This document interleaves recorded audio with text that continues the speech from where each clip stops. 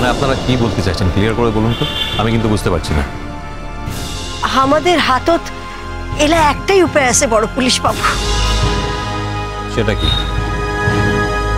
Sir, আপনি তো যথেষ্ট বিচক্ষণ এবং বুদ্ধিমান মানুষ, কথাটা কি আমাদের মুখ থেকে শুনবেন? আপনারা মনে মনে কি ভাবছেন সেটা আমি কি করে বুঝবো বলুন তো? আপনারা অনেক কিছু উল্টোপাল্টা ভাবতে পারেন, তার সঙ্গে যে আমার মনের ভাবের কোনো মিল থাকবে সেরকম তো নাও হতে পারে। আর আপনারা যদি বলেন যে আমি এখানে থেকে ইমনকে প্রোটেকশন দেবো, গগনার এগেনস্টে ওকে বাঁচাবো, তার গার্জিয়ান হয়ে আমি এখানে সারা জীবন কাটাবো, এটা তো হতে পারে না। আর এটা আমার হাতেও নেই। আপনি তো বিয়া করেন নাই বড় পুলিশ বাবু। এটা আমার ব্যক্তিগত ব্যাপার, তার সঙ্গে এই আলোচনার সম্পর্কটা কি? সম্পর্ক আছে বড় পুলিশ বাবু, সম্পর্ক আছে, তা নাহলে এলা কথাটা উঠতো না। কি সম্পর্ক? আপনি একটু বুঝিবার চেষ্টা করুন বড় পুলিশ বাবু, তাহলেই বুঝিতে পারিবেন। আপনারা কি বলতে চাইছেন আমি কিন্তু বুঝতে পারছি না, একটু ক্লিয়ার করে বলবেন মিস্টার ব্যানার্জি। স্যার, আপনি কি বুঝতে পারছেন? হ্যাঁ স্যার। স্যার, না বোঝার মতো তো সেরকম কঠিন কিছু নয়, আমরা সবাই মিলে যেটা ভেবেছি সেটাই সবচেয়ে ভালো অপশন স্যার। আপনারা আমার হয়ে ভেবে নিলেই তো হলো না, সেটা আমাকেও জানতে হবে আপনারা কি ভাবছেন। হ্যাঁ, সে তো ঠিকই স্যার, আপনাকে তো জানতেই হবে, আপনি না জানলে কি করে হবে। বলছিলাম যে স্যার, পরশু আপনার ফেরা হবে না। আপনি কি আমাকে অর্ডার করছেন নাকি? সরি স্যার, কিছু মনে করবেন না, আমার উদ্ধতার জন্য আমি আপনার কাছে ক্ষমা চাইছি। কথাটা আমি ওভাবে বলতে চাইনি, বলছিলাম যে পরশু দিন না ফিরে আপনি কটা দিন বাদে ফিরুন। দেখুন, আমাকে বলা হয়েছে 7 দিনের মধ্যে কলকাতা ফিরে যেতে। আমি ভাবছিলাম আমি পরশু দিন ফিরে যাব, হাতে রইল আর 2-3 দিন। আর 2-3 দিন যদি এখানে থাকলে আপনাদের কোনো উপকার হয় তাহলে আমি থেকে যাব, কোনো আপত্তি নেই। কিন্তু তার আগে আমাকে জানতে হবে কেন আমাকে থাকতে হবে, কারণ আমার একটা পার্সোনাল লাইফ আছে, একটা পার্সোনাল স্পেস আছে যেটা আমি কারোর সঙ্গে শেয়ার করি না। আপনারা জানেন, আমি একটু আগেই বলেছি যে আমার বাড়িতেও একটা এমার্জেন্সি হয়েছে, একটা অ্যাক্সিডেন্ট হয়েছে, আমার এই মুহূর্তে বাড়ি ফেরা প্রয়োজন। বুঝতে পারছি স্যার, কিন্তু এখানকার ইমার্জেন্সিটাও আপনার সাথে জড়িয়ে গেছে। আমার সঙ্গে কিভাবে জড়িয়ে? হ্যাঁ বড় পুলিশ বাবু, আমরা এই সুন্দরপুরের লোকেরা ইমন দিদিকে ফেলি আপনার একা যেতে দেব না। না না, উয়ারে গার্জেন স্যার আমরা করতে পারবো না। দেখেন, হয়তো জানি যে ইমন দিদিকে আমরা এলাকায় আটকে রাখতে পারবো না, কিন্তু সেখানেই থাকুক বা কলকাতায় পড়াশোনা করুক। অগ্না যখন একবার জেনে গেছে যে দিদিমণি একা, তখন ও যে কোনো সময় তারই দখল নেওয়ার চেষ্টা করবে। না না না, আমরা এই ঝুঁকির মধ্যে যাব কেন? হাতে এত ভালো একটা উপায় থাকতে। তখন থেকে সবাই মিলে কি উপায় বলছেন বলুন তো? কি উপায়? কিসের উপায়? কি করলে ভালো হবে, কার ভালো হবে, কি আপনাদের অপশন সেটা বলবেন তো আমাকে। মুই কইছি বড় পুলিশ বাবু, আপনাকে বুড়িমাগ বিয়ে করতে হবে।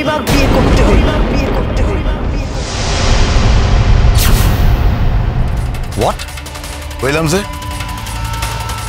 ইমন দিদিকে বিয়া করিলেই আপনি এই সুন্দরপুরি থাকি যেতে পারিবেন। আপনাদের কি মাথা খারাপ হয়ে গেছে? আপনারা কি আমার সঙ্গে মজা করছেন? বড় পুলিশ বাবু, আমরা কেউ মজা করি না। আমরা যেটা ঘটনা ঘটাতে চাই ভাই আপনারে কইছি।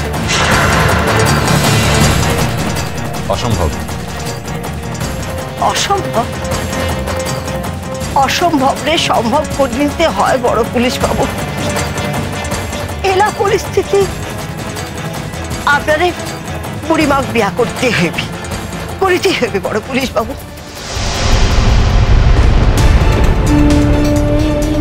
তাছাড়া ওর বাপ তো আপনার জন্যই মরিছে। না না না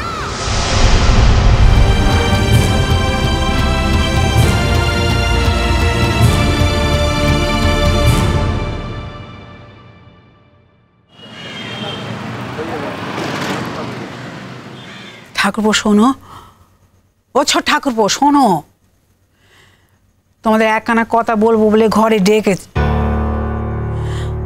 আমার হলে কি সব দিক দিয়ে জ্বালা, তোমাদের ঘরে ডাকলে তো নানা জনের নানা কথা শোনায় না।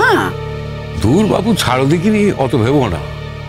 কথা শোনায় তো ওই একজন, তাকে কোনদিন ধর্তব্যের মধ্যে ধরেছি আমি? বলো দেখি। হ্যাঁ, না না না না, তাকে আমাদের বাড়ির মতো হতে হবে।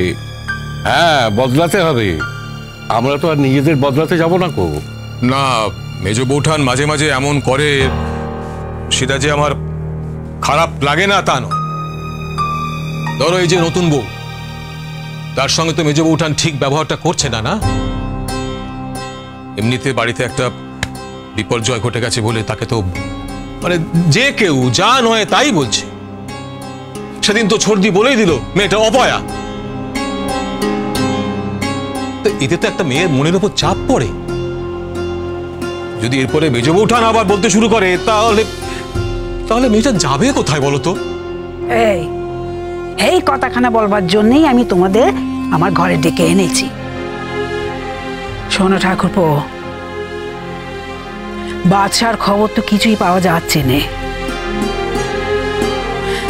সে ফিরে আসুক, নিখোঁজ অবস্থা থেকে সে ফিরে আসুক, কিন্তু তা যদি না হয়, বাদশা যদি আর কোনোদিনও ফিরে না আসে, তাহলে কিন্তু নতুন বৌমাকে তার বাপের বাড়িতে মোটে ফেরত পাঠানো যাবে না। তা তো বটেই। নতুন বৌমা যখন বিয়ে হয়ে আমাদের বাড়িতে এসেছে, তখন তার দায়িত্ব তো আমাদেরই।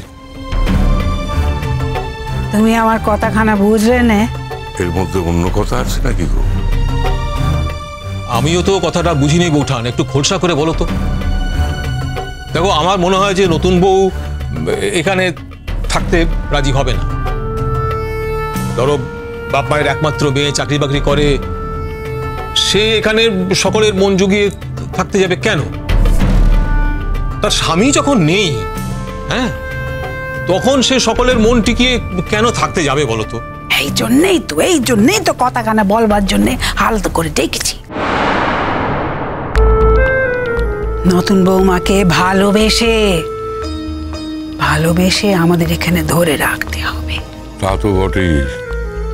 বাদশাহ বিয়ে ডিক্লারেশন দিয়েছিল বলেই তো ওর বউকে ছাড়া কাউকে আর জিনিসপত্র হ্যান্ড ওভার করলো না গো। ওই কথাই তো আমি বলছি, নতুন বউকে আমাদের কবজার মধ্যে ধরে রাখতে হবে। তাকে মোটে বাপের বাড়ি যেতে দেওয়া হবে না। হ্যাঁ, আমাদের এত বড় সংসার, বাদশা প্রত্যেক মাসে একটা মোটা টাকা দিত। এত বড় সংসার, তার উপর বড়দির অসুখ বিসুখ, খরচা। এই বৌমা যদি তার বাপের বাড়ি চলে যায়, তা কি হবে? আমরা কি তার পেছু পেছু যাব? হ্যাঁ, আমাদের খরচার টাকা চাইবার জন্য, আমাদের ভাগের টাকা আমরা কি চাইতে যাব? ছি মা গো, বুদ্ধিটা তো খারাপ দাওনি গো। বুদ্ধিটা খারাপ দাওনি বৌঠান? আমি কবে তোমাদেরকে খারাপ বুদ্ধি দিয়েছি? হ্যাঁ, তাও তো আমার কোনো নাম নেই।